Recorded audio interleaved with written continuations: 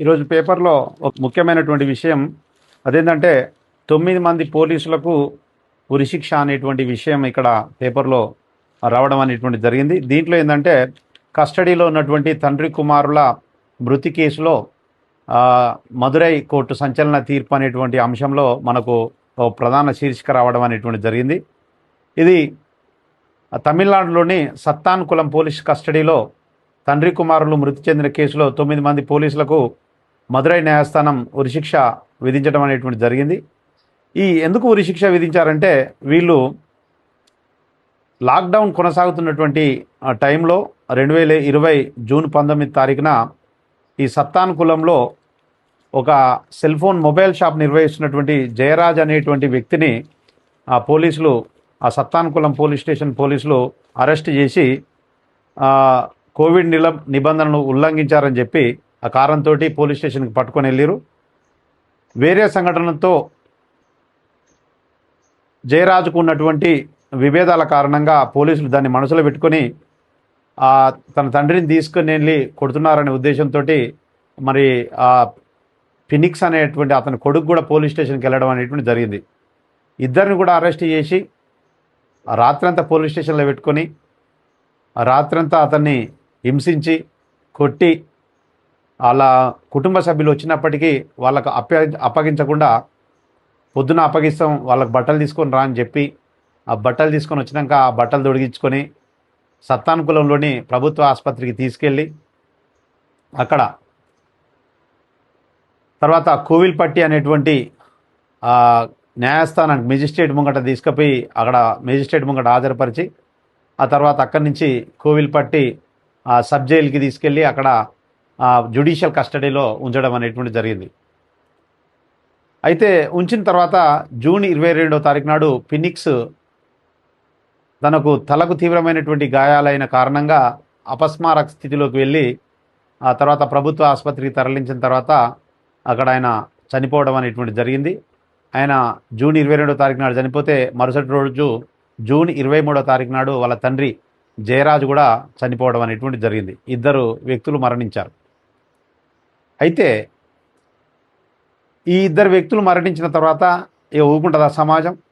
ప్రజా సంఘాలు, మానవ హక్కుల కార్యకర్తలు వాళ్ళందరూ రోడ్డు మీదకి వచ్చి గొడవ చేస్తే అప్పుడు మదురై న్యాయస్థానం ఆ యొక్క విషయాన్ని సుమోటోగా కేసుగా తీసుకొని దాన్ని విచారణ చేయమని ఒక జ్యుడిషియల్ కమిటీని ఏర్పాటు చేయడం అనేటువంటి జరిగింది.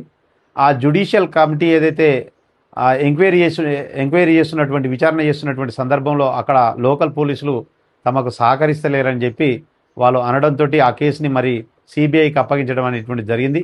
సిబిఐ దాదాపుగా 100 మందిని విచారణ చేసి 2000 పేజీలతోటి ఒక ఛార్జ్షీట్ను రెడీ చేసి దాఖలు చేసి ఛార్జ్షీట్ని సమర్పించడం అనేటువంటిది జరిగింది.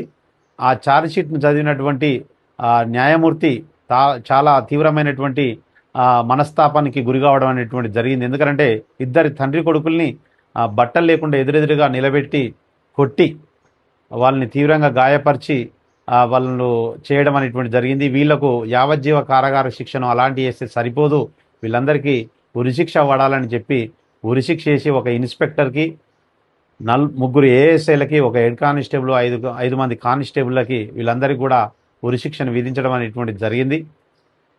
అదేవిధంగా ఆ కుటుంబానికి పరిహారంగా ఇన్స్పెక్టర్ నుంచి 84 లక్షల రూపాయలు, మిగతా వాళ్ళ నుంచి కతిమ డబ్బులతోటి మొత్తం 1,04,00,000 రూపాయలని ఆ కుటుంబానికి నష్టపరిహారంగా ప్రకటించడం అనేటువంటిది జరిగింది ఆ తీర్పులో. ఈ మొత్తం ఎపిసోడ్ అనేటువంటి దాంట్లో మనం చూస్తే పోలీసులు చాలా క్రూరంగా వ్యవహరించారు. పోలీసులు అలా చేయకూడదు, పోలీసులు దుర్మార్గులు అనేటువంటి విషయానికి సమాజం వస్తుంది. కాబట్టి ఇక్కడ ఒక విషయాన్ని గుర్తుపెట్టుకోవాలి. ఈ మొత్తం ఈ కేసులో ఈ 9 మంది 10 మంది ఏదైతే చేశారో, ఈ సంఘటన చేశారో, ఏదైతే నేరం చేశారో, ఈ నేరం మొత్తం జరిగింది అనేటువంటి విషయాన్ని ఒక మహిళా హెడ్ కానిస్టేబుల్ బయట పెట్టడం అనేటువంటి జరిగింది. ఆమె యొక్క వాంగ్మూలం తీసుకున్న తర్వాతనే కోర్టు దీన్ని చాలా సీరియస్గా భావించడం అనేటువంటిది జరిగింది. అంటే పోలీసులో 2 రకాల వ్యక్తులు ఉంటారు, మంచి వాళ్ళు ఉంటారు, చెడ్డ వాళ్ళు ఉంటారు.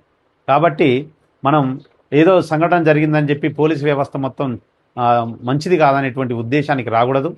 ఎవరైతే మహిళా కానిస్టేబుల్ చెప్పినటువంటి విషయాన్ని పరిగణలోకి తీసుకొని వారికి ఉరిశిక్ష విధించడం అనేటువంటిది జరిగింది. కాబట్టి సమాజం అంతా కూడా పోలీసులు అనేటువంటి వాళ్ళు ప్రజల భద్రత కోసం ఏర్పాటు చేయబడ్డారు. కొంతమంది మాత్రం ఇలా వాళ్ళు ఆ, తమ యొక్క పర్సనల్ వ్యక్తిగతమైనటువంటి విషయాల్ని బేస్ చేసుకొని ఈ విధంగా వ్యవహరించడం అనేది జరుగుతుంది. ఇలాంటి వారికి ఏదో ఒక రూపంలో వాళ్ళకు ఇలాంటి శిక్షలు రావడం అనేటువంటిది జరుగుతూ ఉంటుంది. అయితే ఈ యొక్క విషయంలో మనం అందరూ కూడా పోలీసులందరూ కూడా ఒక చిన్న విషయాన్ని ఇక్కడ గుర్తుపెట్టుకోవాలి. ఏంటనంటే ఇది ఒక కేస్ స్టడీ, ఇది ఒక గుణపాఠం లాగా భావించాలి. ఎందుకనంటే ఒక వ్యక్తిని అనవసరంగా తీసుకొచ్చి పర్సనల్ గర్జుతో తీసుకొచ్చి పోలీస్ స్టేషన్లో పెట్టి కొట్టడం అనేటువంటిది చాలా దుర్మార్గమైన విషయం. ఆ కొట్టడం కూడా అంత తీవ్రంగా, వ్యక్తులు చనిపోయేంత తీవ్రంగా కొట్టడం అనేటువంటిది చాలా ఇంకా క్షమించరాని నేరం. కాబట్టి వాళ్ళకు ఆ శిక్ష పడింది. దయచేసి ఎవరు కూడా ఇలాంటి చేయకూడదు. దీన్ని ఒక గుణపాఠంగా తీసుకొని మీరందరూ పనిచేయాలి.